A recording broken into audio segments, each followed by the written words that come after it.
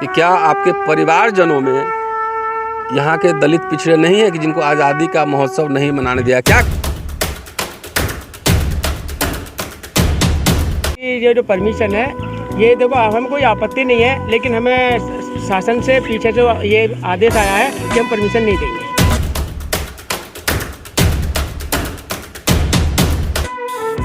प्रशासन की तरफ से, पुलिस की तरफ से अगर पाबंदी लगती है तो उसका जितना भी धिक्कार किया जाए, जितना भी उसका प्रोटेस्ट किया जाए, निषेध किया जाए, उतना ही कम है।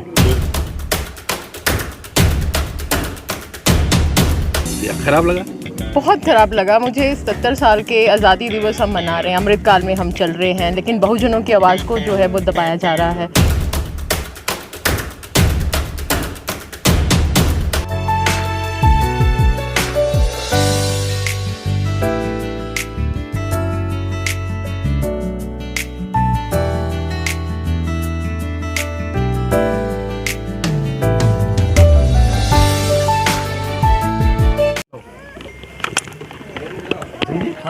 आज 15 अगस्त है, आज़ादी का दिन। लाल किला के प्राचीर से प्रधानमंत्री जी का ज़बरदस्त भाषण था। परिवारजनों नए टर्मिनोलॉजी के साथ लाल किला पर आए हैं। हम लोग अभी सयाना गांव, बुलंदशहर ज़िला लौंगा सराय उस गांव में है। इतिहास में हमने 2 स्तंभ सुने थे, अशोक स्तंभ और भीमा कोरे गांव स्तंभ। यहाँ पे एक और स्तंभ बना है जिसे कहते हैं बहुजन क्रांति स्तंभ। ये तीसरा स्तंभ हमने सुना है बहुजन क्रांति स्तंभ। इस गांव के और दूर दराज के बहुजनों ने, दलितों ने, पिछड़ों ने, तमाम ऐसे लोगों ने चंदा इकट्ठा करके और ये बहुजन क्रांति स्तंभ बनाया है। ये बहुजन क्रांति स्तंभ क्या है इसके बारे में जानूंगा। और दूसरा, यहाँ आज 10 बजे से लेकर 4 बजे तक, 8 बजे से 4 बजे तक एक शानदार कार्यक्रम होना था यहाँ पर, और व्याख्यान भी था लोगों को। और दिल्ली और दूर दराज, बनारस, जौनपुर से और कई जगह से लोग यहाँ पर आए हैं। लेकिन आयोजकों का कहना है कि कल शाम में पुलिस और प्रशासन यहाँ पे आया और जितने जहाँ खाने का जो टेंट लगा हुआ था वो भी उखड़वाया। वो वीडियो मैं दिखा दूँगा, वो मेरे पास है वीडियो, आप लोग वीडियो ले लीजिएगा। और यहाँ टेंट वगैरह नहीं लगने दिया जी, नहीं लगा दिया था और उखाड़ दिया। आज़ादी परिवारजनों, आज़ादी के दिन यहाँ पे इस गांव के दलित पिछड़े जितने समुदाय के लोग हैं, सभी समुदाय के लोग यहाँ आज आज़ादी का जश्न मनाने के लिए इकट्ठा हुए थे। लेकिन प्रशासन ने, SDM और SHO ने यहाँ पे टेंट उखड़वा दिए। कोई कार्यक्रम नहीं हुआ। हम लोग सब दिल्ली और सुरेश माने साहब तो नागपुर से आए हैं और कई जौनपुर से हमारे साथी आए थे, कहाँ चले गए?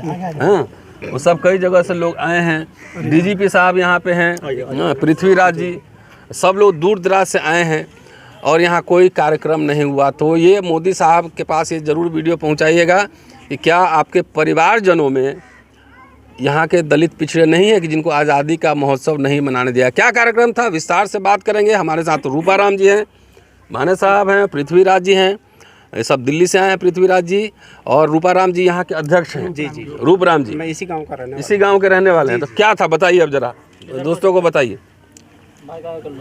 देखिए, हमारे गांव में सेकंड भी जो सैटरडे होता है नवंबर के महीने में, उसमें का हम आयोजन करते हैं कि जितने भी हमारे बाहर गांव के लोग हैं जो बाहर रहते हैं, किसी भी, चाहे नौकरी कर रहे हैं, चाहे कोई बिजनेस कर रहे हैं, चाहे जो काम कर रहे हैं, तो उन्हें नवंबर के महीने में हम सेकंड सैटरडे को सारे लोगों को बुलाते हैं। तो इस बार भी हमने नवंबर के महीने में उन लोगों को बुलाया था और 2-3 दिन का, वो 2 दिन का प्रोग्राम होता है और कई साल से चलता है। उसका नाम रखा हमने चलो गाँव की ओर। अच्छा, तो वो लोग, हाँ, वो सारे लोग आते हैं और उसमें एंजॉय करते हैं, पुराने लोगों से मिलते हैं, दोस्तों से मिलते हैं, पुराने टाइप का खाना खाते हैं जैसा खाते थे कभी पहले। तो वो सारी व्यवस्था होती है, आपस में मिल कर बैठ कर सोते हैं एक साथ। तो ये व्यवस्था हमने नई चालू की थी, अभी कई सालों से चल रही है। तो इस बार भी आए थे, तो मैंने एक प्रस्ताव रखा था उस मीटिंग में कि हमारे जो 13 शहीद हुए थे, 5 साल हो गए। 2 अप्रैल 18 को जो भारत बंद कॉल हुआ था, उस 13 बच्चों की बात हो रही है। हाँ, 2 अप्रैल 18 में जो आंदोलन हुआ था, उसमें पूरे देश के लोगों ने, दलितों ने, सबने मिल करके हिस्सा लिया था। और उसमें 13 लोग हमारे समाज के वो अपनी जान दो बैठे, शहीद हो गए। तो क्या हम उन 13 लोगों के लिए कुछ कर सकते हैं? हमने ये प्रस्ताव रखा। हमारे साहब बीपी अशोक साहब ने उसका तुरंत जवाब दिया कि हम क्यों ना अपने गांव में ही उनकी जो है एक स्मृति बनाई जाए। तो उन्होंने तुरंत हमें 10,000 रुपये भी दे दिए थे तुरंत ही कि ये आप शुरू करिए। तो हमने उसका काम शुरू कर दिया था अपने पैसे से ही। ये ज़मीन किसकी है? ये ज़मीन स्कूल की ज़मीन थी। ये डॉक्टर देवी सिंह अशोक जी हैं, उनके पिताजी ने ये दान की थी स्कूल के लिए। 2.5 बीघा ज़मीन थी, ये उन्होंने दान की थी और उसी में ये स्कूल चल रहा था, doctor Ambedkar junior high school. अभी स्कूल चलता है कि नहीं? जी अब स्कूल बंद हो चुका है, लेकिन यहाँ झंडा आरोहण पहले से ही हर साल होता है। स्कूल क्यों बंद हो गया? स्कूल बंद हो गया था, कुछ मैनेजमेंट की प्रॉब्लम रही, कुछ पैसे की भी दिक्कत रही। फिर उनके बीमारी के कारण वो बीमार हो गए, डॉक्टर देवी सिंह अशोक बीमार हो गए, वो ध्यान नहीं दे पाए, इसलिए स्कूल बंद हो गाँव में गया। कोई काबिल आदमी नहीं था चलाने वाला? बस वो यही समझ लिए, अब तो कोई काबिल था ही नहीं उस समय। नहीं, यदि काबिल होते तो हम चला लेते। चलिए आगे क्या लेकिन हुआ हम- फिर? आगे बताइए। तो ये हमने जो है इसका स्तंभ का निर्माण कर दिया और समाज के लोगों का हमें सहयोग मिला, तो हमने जो है इसे भव्य रूप दिया। आज आपने आज के कार्यक्रम के लिए क्या आज के लिखा था? कार्यक्रम का ये था, हमने 2 अप्रैल 23 के लिए हमने यहाँ परमिशन मांगी थी और हमने 15 दिन पहले से परमिशन की लगा रखी थी। हमारी परमिशन हो भी चुकी थी, लेकिन LIU और बता दिया, हमें तो ये बता दिया LIU की रिपोर्ट के कारण आपकी जो परमिशन रद्द की जाती है। आज के कार्यक्रम? नहीं, 2 अप्रैल 23 की अच्छा, वो हो गई। फिर बुद्ध पूर्णिमा की बात आई थी, बुद्ध पूर्णिमा की भी हमें परमिशन नहीं मिली। उसका भी हमने जो है प्रसाद वैसे ही बांट दिया ये था। उद्घाटन करने के लिए? जी, ये बहुजन क्रांति जी, सभा जी, उद्घाटन जी, के लिए? जी। अच्छा, तो तो इसके लिए परमिशन की क्या जरूरत थी? ये आपका जमीन है, अपने जमीन में बनाया, तो परमिशन की क्या कोई जरूरत थी? नहीं, आप जरूरत देख रहे नहीं हो थी, हमारा लेकिन हमें टेंट फिर भी नहीं दी। टेंट उखाड़ दिया। आप जरूरत देख रहे नहीं हो थी, लेकिन हमें फिर भी नहीं दी। तो ये कार्यक्रम के बारे में बताइए, क्या आपने अब लिख ये दिया? कार्यक्रम ये था कि हमें शासन आदेश था कि इसमें प्रधानमंत्री का भी आह्वान है कि हर घर में तिरंगा होना चाहिए, हर संस्थान पर तिरंगा होना चाहिए, हर सरकारी बिल्डिंग पर तिरंगा होना चाहिए, प्राइवेट बिल्डिंग पर तिरंगा होना चाहिए। तो माननीय प्रधानमंत्री के आह्वान पर हमने यहाँ पे जो है झंडे का आयोजन किया, करने का जो हमने फैसला क्या लिया। कार्यक्रम था, पढ़ के बताइए उसमें से। हमने ये था, इसमें कार्यक्रम था कि जो भी हमारे गांव के मिलिट्री पर्सन हैं, रिटायर पर्सन हैं, उन लोगों को सम्मानित करना था। और जो एक लड़का हमारे गांव का कारगिल में शहीद हो गया था, उसके फादर हर बार यहाँ झंडा फहराते थे, शिवचरण जी, उनकी देहांत हो गया 2 महीने पहले, इसलिए उसकी जिम्मेवारी भी हम पे आ गई और उसकी मदर को भी आना था, वो अचानक बीमार हो गई। ठीक है। तो उनको भी सम्मानित करना था हमें। लेकिन हमें जो है इसकी 13 तारीख को हम गए थे वहाँ DMS इसके SDM के पास, तो उन्होंने मीटिंग की रात को 9 बजे। हम लोग बहुत देर हमें जो है बिठाए रखा। पहले 4 ये बताइए, ये ग्राम पंचायत है कि नगर निगम क्षेत्र में? ये ग्राम पंचायत। तो ग्राम पंचायत मुखिया पंच को आपने न्योता दिया था? प्रधान वगैरह को? प्रधान तो हमारी मीटिंग में है ही, हैं? मीटिंग में ही है। तो हो गया, वो तो सारे परमिशन लोग हो गया, उन्होंने पैसे भी दिए हैं, वो सारे चीज़ है। तो फिर क्या हुआ वहाँ पे? तो उन्होंने कहा कि इसमें आप जो है कल को परमिशन ले लो 14 तारीख के लिए। हम सुबह 14 तारीख के लिए 2 आदमी गए और उन्होंने जो है मैडम आई नहीं, SDM मैडम। क्या नाम है? प्रियंका गोयल। अच्छा। हाँ, तो वो जो है ऑफिस में ही नहीं आई। फिर उन पर फ़ोन पर वार्ता हुई, फ़ोन पर उन्होंने कहा कि आपको परमिशन की ज़रूरत नहीं है, आप CO साहब से मिल लो। CO सियाना से मिल लो। हाँ, जी, हम CO सियाना के पास गए, उन्होंने कहा SSP साहब ने मना कर दिया है, आपको कोई परमिशन नहीं मिलेगी। कौन है SSP? प्रशांत जी हैं सर, प्रशांत नहीं, प्रशांत जी नहीं, SSP कौन है? भास्कर मिश्रा। तो उनसे बात हुई थी भास्कर मिश्रा हाँ, से? मेरी बात हुई थी। क्या बोले वो? उन्होंने बोला कि ये जो परमिशन है, ये देखो हमें कोई आपत्ति नहीं है, लेकिन हमें शासन से पीछे से ये आदेश आया है कि हम परमिशन नहीं देंगे और आप SSP से सीधी बात कर लोगे तो अच्छा होगा। तो SSP से किया बात आपने? नहीं, हमने SSP से बात नहीं किया। आज़ादी का दिवस मनाने के लिए क्या पर्पस लिख के दिया था आपने? हमने बताइए, उसे पढ़ के बताइए पर्पस क्या है। ध्वजारोहण और शहीद सम्मान। तो इसके लिए परमिशन की जरूरत थी क्या? नहीं, जरूरत नहीं थी, लेकिन हमने फिर भी इसलिए किया कि कोई हमारे ऊपर कोई एक तरह अपेक्षा ना आए कि आप ऐसा कर रहे हैं। पुलिस यहाँ पुलिस बल आया था, पुलिस बल ने आके हमारा टेंट उतरवा दिया, सारा काम कर दिया। हाँ जी, आपको बंद कर दिया जाएगा, आपके खिलाफ मुकदमा लिख दिया जाएगा, इसे उतरवाइए। इंस्पेक्टर शाना ने मुझसे खुद बोला कि यदि आपने 13-14 आदमियों से ज्यादा बुला लिए तो मैं आपके खिलाफ भी मुकदमा लिखूंगा। अभी तो ज्यादा है, तो 15 तो 20 तो बहुजन मीडिया वाले हैं, 20-25 यहाँ। तो उसने बोला कि मैं आपके खिलाफ मुकदमा लिखूंगा। तो फिर मैंने उन्हें ये सरकार का आदेश दिखाया कि जो सरकार के आपके जो मुख्य सचिव है यूपी सरकार के, उनका ये आदेश आप इसे पढ़ लीजिए और इसमें आइटम नंबर 5 है। मैंने उन्हें पढ़ के दिखाया कि हम जो चीज़ मांग रहे हैं वो चीज़ इसमें है, तो आप हमें परमिशन देने के लिए क्या दिक्कत कर रहे हैं, इसमें कौन सी मुश्किल होगी। और ये दुर्गा शंकर मिश्र मुख्य सचिव की तरफ से आया। हाँ जी, ये हमने नेट से अपलोड किया था। अच्छा, चलिए, तो आपका टेंट उखाड़ दिया, कार्यक्रम नहीं होने दिया। जी, मतलब स्वतंत्रता दिवस नहीं मनाने दिया। जी। तो हमने अपील भी डाल जो दी कमेटी है वो प्रधानमंत्री जी ने आज परिवारजनों कहा है सबको, तो आपकी कमेटी क्या प्रधानमंत्री को, होम मिनिस्टर को चिट्ठी लिखेगी? बिल्कुल लिखेंगे। मेरा तो ये है कि हम जो है पोस्ट कार्ड से भेजें, पोस्ट कार्ड भेजें, कम से कम 1 लाख लोग, सारे लोग भेजें पोस्ट कार्ड प्रधानमंत्री। दलितों को स्वतंत्रता दिवस नहीं मनाने दिया गया, यही बात है। सारे लोगों से मैं तो आह्वान करता हूँ कि सब जो है पोस्ट कार्ड भेजें। 15-15 पैसे का आता है, वो सब अपने स्थान से जैसे पोस्ट कार्ड राष्ट्रपति को और जो है चीफ जस्टिस को भेजें। माने साहब, आप तो बहुत दूर से आए हैं, आगे आ जाइए थोड़ा सेंटर पे। जी, आप दूर से आए हैं बहुत, और क्या देखा आपने यहाँ, क्या चल रहा है माहौल?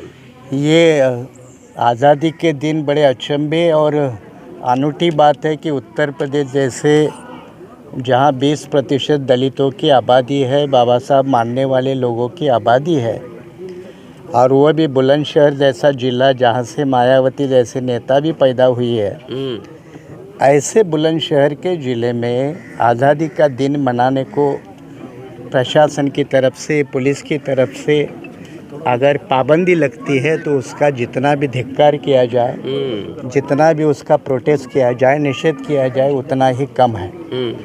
और जबकि जो हमारे 5 साल पहले आंदोलन में जो शहीद हुए, उनका मान सम्मान करना, तो आज़ादी का जश्न भी तो शहीदों का मान सम्मान करना ही होता है।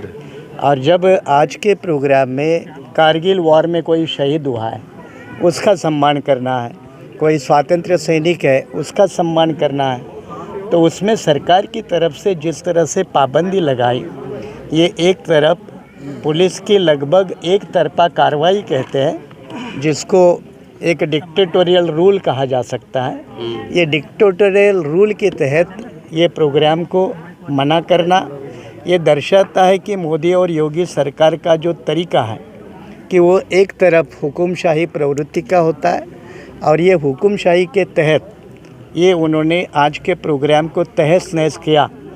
ये उत्तर प्रदेश के समस्त अम्बेडकरवादियों का अपमान है, देश के अम्बेडकरवादियों का अपमान है, ऐसा मैं मानता हूँ। इस प्रोग्राम के लिए चाहे आप मीडिया हो या बाहर के लोग आए हो या मेरे देश से दूर से चलकर लोग पहुँचे हैं, तो उसका एक पर्पस था। उस पर्पस को नाकाम करने में यहाँ के पुलिसकर्मियों ने ये काम किया है। उसकी जितनी कड़ी निर्भत्सना करनी है उतनी कम है। मुझे लगता है कि पुलिस वालों के ऊपर भी तो गुनाह दाखिल किए जा सकते हैं, कानून के अंदर है। सारे अधिकारी जो इसमें इन्वॉल्व होंगे, जितने भी अधिकारी हैं शासन प्रशासन के, उनके ऊपर सारे केसेस लगाए जा सकते हैं, और ये लगाना भी चाहिए। और तो अगर राजद्रोह से अब देशद्रोह हो गया। हाँ, और जैसे आपने कहा कि प्रधानमंत्री तो लाल किले से अपील करते हैं, और उनकी जहाँ सरकार है, जहाँ बीजेपी की सरकार है, वहाँ पुलिस का जो रवैया है वो बिल्कुल तानाशाही का है। तो इसकी हम कड़ी निंदा करते हैं, और इसकी दखल योगी सरकार में हुकूमत में बैठे हुए लोग लेकर कोई भविष्य में ठीक तरह से वो लोगों के साथ बर्ताव पेश करेंगे, ऐसी उम्मीद करते हैं। और जैसा आपने कहा कि परिजन में उत्तर प्रदेश का दलित आता है कि नहीं, उनका मान सम्मान आता है कि नहीं, ये भी एक बड़ी बात है। और इसलिए ये गांव के लोग हैं, यहाँ के लोकल लोग हैं, कमेटी के लोग हैं, जिन्होंने बड़ी मेहनत करके ये स्तंभ बनाया है, एक मेमोरियल बनाया है।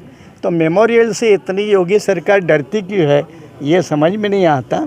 और इसलिए ये प्रोग्राम भले आज नहीं हुआ, लेकिन भविष्य में बड़ी ताकत के साथ भी तो हो सकता है, और उसका कड़ा जवाब दिया जा सकता है। बहुत बढ़िया। दोस्तों, माने साहब जो हैं वकील भी हैं, प्रोफेसर रहे हैं, लॉ के प्रोफेसर रहे हैं। हमारे साथ फॉर्मर डीजीपी और इनकी वाइफ मैडम भी हैं यहाँ पर। और पुलिस का जो रवैया है, फॉर्मर डीजीपी से बात करता हूँ कि क्या जो पुलिस की कार्रवाई आज हुई है क्या कानून संगत है? आप तो दिल्ली से आए हैं। ऐसा है कि जैसा कि जो आज यहाँ की जो बहुजन क्रांति स्तंभ की जो कमेटी है उनके अध्यक्ष श्री रूपराम जी ने अभी बताया है कि उन्होंने एक एप्रोप्रिएट कानून के अनुसार एक परमिशन मांगी है यहाँ पे कार्यक्रम करने की। या तो प्रशासन जो है उस परमिशन को एक कानून के दायरे में रहकर डिस्पोज ऑफ करता, कहता कि भी रीज़न देता विद रीजंस। यहाँ तो रिसीविंग भी नहीं देता है। Yes, reasons to be recorded in writing कि आपकी जो परमिशन है डिनाई की जाती है। ये तो होता है एक प्रजातांत्रिक देश का संवैधानिक रवैया। लेकिन ये जो हमारा टेंट वाला है वो अपनी यहाँ पे टेंट लगा रहा था, कुर्सियाँ लगा रहा था, उसको थाने में बुलाकर धमकाना, उसको अंदर करने की धमकी देना और टेंट उखाड़ देना और हमारे लोगों को इधर उधर से धमकियाँ दिलाना और हमारे इसमें जो अधिकारी इन्वॉल्व हैं उनको धमकाना, उनकी छुट्टी कैंसिल करना, ये करना, तो ये एक बहुत ही निंदनीय कार्य इस योगी सरकार ने और मोदी सरकार ने किया है। और जो मैं तो ये कहूँगा कि ये न केवल एक अम्बेडकरवादी समाज, बहुजन समाज की बेइज्जती है बल्कि पूरे देश के नागरिकों की बेइज्जती है, क्योंकि जो परमिशन में है मांगा गया है वो ध्वजारोहण की परमिशन मांगी गई है और जिसके लिए पहले से ही आदेश निहित हैं, यहाँ पर मौजूद हैं चीफ सेक्रेटरी के। तो ध्वजारोहण की परमिशन ना देना तो पूरे देश के लोगों की भी एक बेइज्जती है, एक इंसल्ट है, ना केवल अम्बेडकरवादी समाज की इंसल्ट है। तो इस रवैये के विरुद्ध हमें न्यायोचित कदम उठाने चाहिए, जैसा कि रूपराम जी ने कहा कि हमें राष्ट्रपति महोदया को, प्रधानमंत्री को, चीफ जस्टिस ऑफ इंडिया को और मुख्यमंत्री को लाखों की संख्या में हमें लिखने चाहिए लेटर। और मैं बहुजन समाज के सभी आंदोलनकारियों को आह्वान करता हूं कि भारतीय जनता पार्टी और आरएसएस को ज़िंदगी में भविष्य में कभी वोट ना दें और इनको पूरा हरवाने की कोशिश करें, चाहे किसी को भी जितवाएं, लेकिन ये जो भारतीय जनता पार्टी और आरएसएस की सरकार है इनको तो बिल्कुल हरवाने की कोशिश करें और इनके जो हमारे एमपी और एमएलए हैं उनका घेराव करें यदि वो गांव में आते हैं। भाई हमारे हकों के रिप्रेजेंटेटिव आप हो, हमें हक दिलाने वाले रिप्रेजेंटेटिव हमारे आप हो, तो आप अगर हमारे हकों की लड़ाई नहीं लड़ेंगे तो आपको रहने का क्या हक है इसमें? 131 हमारे एमपी हैं, कितने 1100 से ज़्यादा हमारे एमएलए हैं पूरे देश के अंदर, तो कर क्या रहे हैं? एक बहुजन क्रांति स्तंभ बनाया है। मैं सबसे पहले तो मैं रूपराम जी को और उनकी टीम को, कृष्ण स्वरूप जी को और जितने भी हमारे साथी हैं इनको बहुत बहुत मुबारकबाद देता हूं कि इतना अच्छा स्तंभ, इतना अच्छा एक स्मारक यहाँ पे इन्होंने गांव के अंदर बनाया है। और इसमें आज नहीं तो कल यहाँ पे, जैसा कि वाणे साहब ने कहा कि यहाँ पे जमावड़ा लगेगा, हमारा समाज यहाँ पर आएगा और हम बड़े बड़े अच्छे अच्छे कार्यक्रम यहाँ करेंगे। परमिशन लेके भी करेंगे, अगर नहीं परमिशन देंगे तो बिना परमिशन के भी करेंगे, धक्काशाही भी करेंगे, जो होगा देखी जाएगी। ये मैडम, आप तो साहब के साथ लंबे समय से रही हैं, तो डीजीपी रहे हैं, आप कल से यहाँ पे हैं जी। क्या फील किया आपने, क्या अनुभव किया? खराब लगा? बहुत ख़राब लगा मुझे। 70 साल के आज़ादी दिवस हम मना रहे हैं, अमृतकाल में हम चल रहे हैं, लेकिन बहुजनों की आवाज़ को जो है वो दबाया जा रहा है। इतना बड़ा एशिया का ये स्तंभ बना है, 33 क्रांतिकारी बच्चे हमारे शहीद हुए हैं इसमें, 13। तो 13 किसी भी आंदोलन में, जितने भी आप देखिए देश भर में जाट आंदोलन हुए हैं, कितने भी आंदोलन हुए हैं, किसी में 13 क्रांतिकारी शहीद हुए हैं? नहीं हुए हैं। ये पहला ऐसा स्मारक बना है एशिया का जिसमें हमारे 13 आंदोलन करते हुए क्रांतिकारी शहीद हुए हैं जी। सो मुझे बहुत दुख है। अगर मतलब झंडे के लिए, तिरंगे के लिए तो ये परमिशन दे सकते हैं, और जब हम लोग शहीदों को परमिशन मांगा था, मांगा वही था, और शहीदों को अगर हम सम्मानित करना चाहते हैं, जिनके बच्चे कारगिल में और शहीद हुए हैं, अगर उनको हम उनके परिवार को हम सम्मानित करना चाहते हैं तो इसमें बुराई क्या है? उसके लिए भी हमें ये प्रशासन मना करेगा क्या?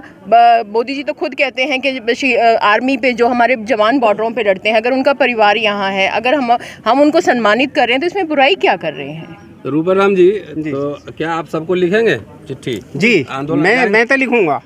मैं तो लिखूंगा। आप नहीं ना, पूरा कमेटी है ना। मैं तो सबसे कहता हूँ, मैं तो सबसे आह्वान करता हूँ पोस्ट कार्ड भेजें, जो और भी पढ़ें और लोग भी पढ़ें। पोस्ट कार्ड में भेजें सब लोग, 15-15 पैसे का पोस्ट कार्ड भेजें सबके। जरूर लिखिए, सामने आकर के कैलकुलेशन अंतर्देशीय कार्ड पोस्ट कार्ड जरूर लिखिए। आज 15 अगस्त है, आज़ादी का दिन, और हम लोग सब दूर दूर से यहाँ आए हैं। दिल्ली में से चलकर आए हैं, नागपुर से आए हैं, कोई यूपी से बहुत दूर दूर से आए हैं लोग।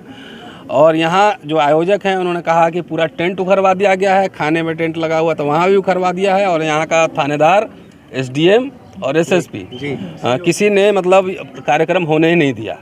तो दलितों की आज़ादी पूरी है या आधी है, सोचना आपको है। ज़रूर पत्र लिखिए प्रधानमंत्री को और राष्ट्रपति को, मुख्यमंत्री को ज़रूर पत्र लिखिए कि ये आज़ादी दलितों की भी आज़ादी है कि किसी और कि सिर्फ किसी और के लिए। शुक्रिया। वीडियो कैसी लगी आप अपने कमेंट्स के माध्यम से हमें बता सकते हैं, और चैनल को लाइक, शेयर और सब्सक्राइब जरूर करें। धन्यवाद।